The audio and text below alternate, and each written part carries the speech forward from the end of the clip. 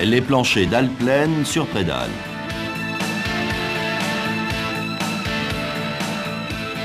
Dans le cas d'organisation spécifique d'un chantier, nous pouvons être amenés à réaliser un stockage de prédales. Quelques précautions sont à prendre. Une zone plane et bien stabilisée est aménagée.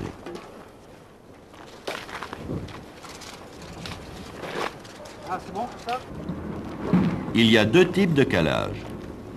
L'un pour les prédales en béton armé, l'autre pour les prédales en béton précontraint. Voici un empilage de prédales en béton armé de 5 mètres de long. Le poids doit être bien réparti.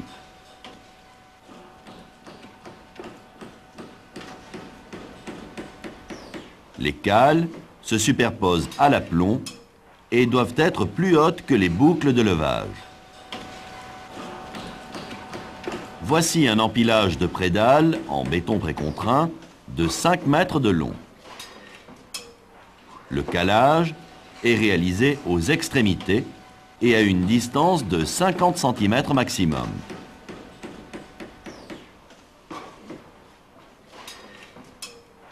Ici, les cales sont mal positionnées. La pièce précontrainte casse en partie supérieure. La pièce précontrainte est fragile dans les phases de manutention. Cela est dû à la conception de fabrication. Les torons d'acier sont tendus sur le banc de préfabrication. Le béton est coulé. Les torons d'acier sont situés dans la partie inférieure.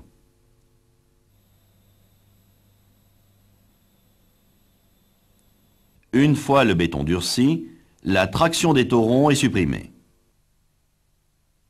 Deux phénomènes apparaissent. Les aciers se raccourcissent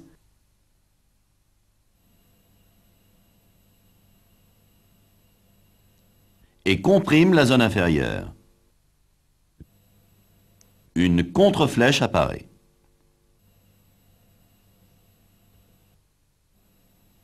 La zone supérieure se trouve en traction. Toute manœuvre amplifiant cette traction provoque la rupture de la prédale.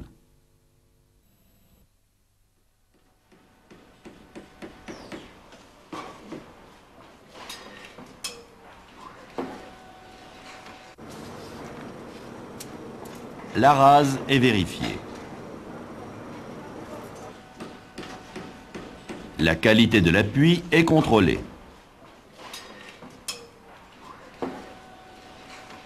Rien ne doit gêner la pose des prédales.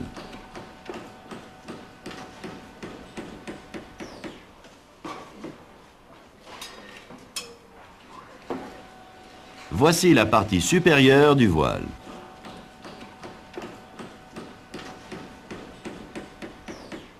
Ici, la rase est à la bonne hauteur. Les prédales reposent correctement. Ici, la rase est trop haute.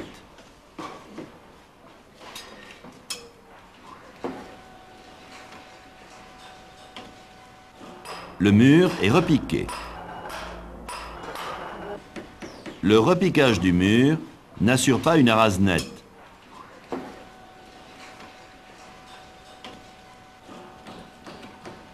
Ceci oblige la pose d'un coffrage.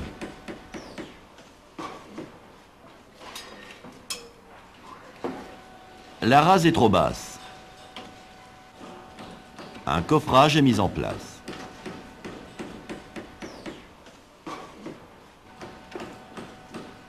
Dans le cas de plancher avec prédale, il n'existe que la filière primaire.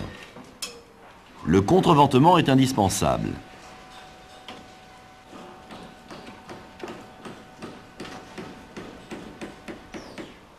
Même dans le cas d'une petite portée, le contreventement est indispensable. L'utilisation de la tour-échelle améliore la stabilité et facilite la mise en œuvre. Dans le cas d'une prédale en béton armé, La répartition des filières et l'espacement des étais sont calculés en fonction de la portée de la prédale et du poids total du plancher. Ici, 2 filières suffisent.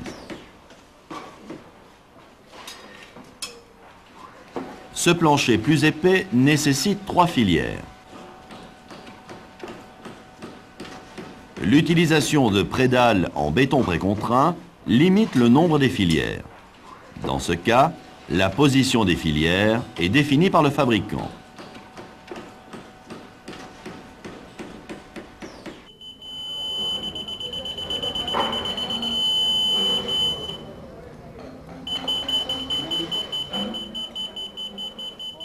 Les filières sont réglées avant la pose de la prédale.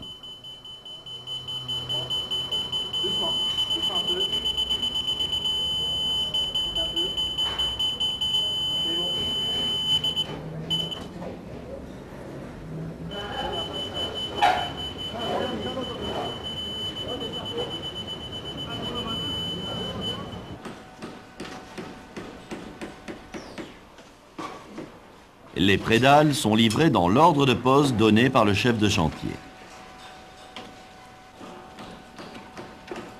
Les protections de sécurité sont mises en place avant l'élingage.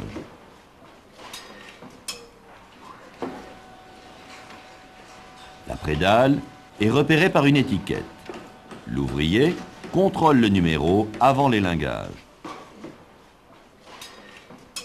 Un contrôle visuel permet de détecter les éventuels défauts de scellement.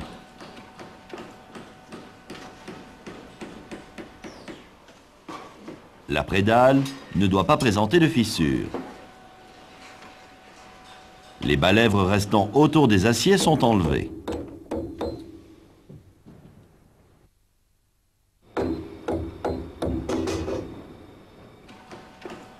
Voici les boucles de levage et de fixation de sécurité. Le palonnier doit correspondre au type de prédale. Il doit être vérifié annuellement par un organisme de contrôle agréé. Toutes les boucles prévues pour le levage doivent être utilisées.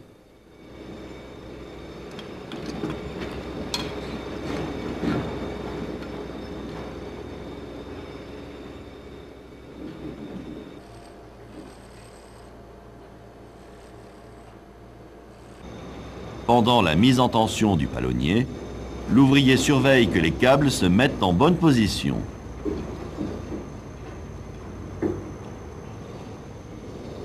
La traction doit être équilibrée.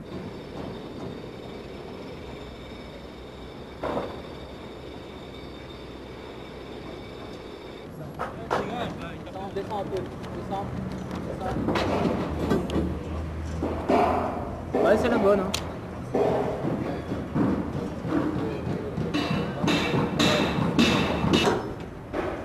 La prédale est orientée dans le sens de pose.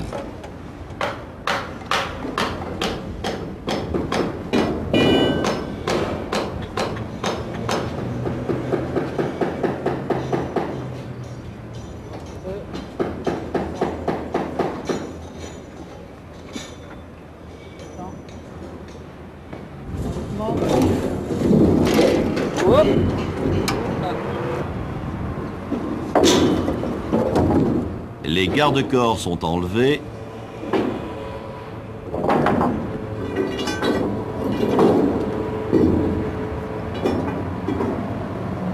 C'est bon là, Jean-Marc? Oui, ça va. Bon, je vais faire descendre. La prédale est guidée.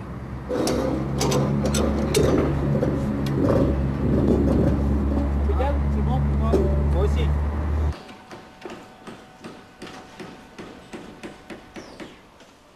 Voici la pose d'une prédale sur 2 voiles.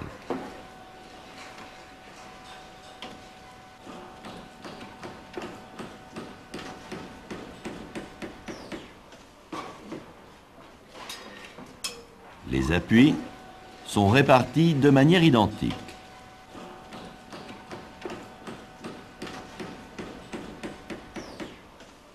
Dans le cas de pose de prédale sans filière, l'appui est de 4 cm minimum. La grue est libérée.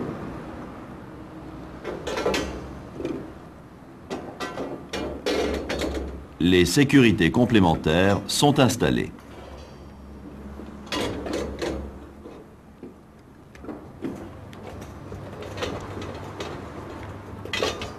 La mise en place des escaliers à l'avancement facilite l'accès au plancher et améliore les conditions de travail.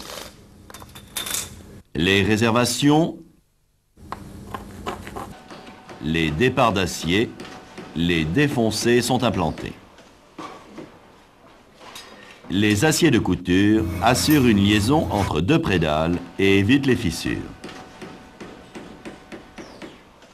Les gaines électriques et les fourreaux sont posés. Les chaînages sont mis en place au droit des voiles. Les aciers de renfort sont mis en place. La position des chapeaux est importante. Les zones de traction se situent au droit des appuis, ici en rouge.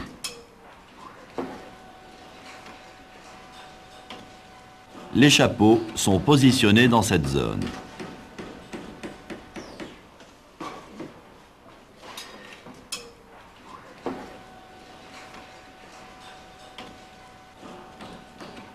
Avant le coulage, un contrôle est effectué sur l'ensemble de l'étaiement et sur la planéité de la sous-face.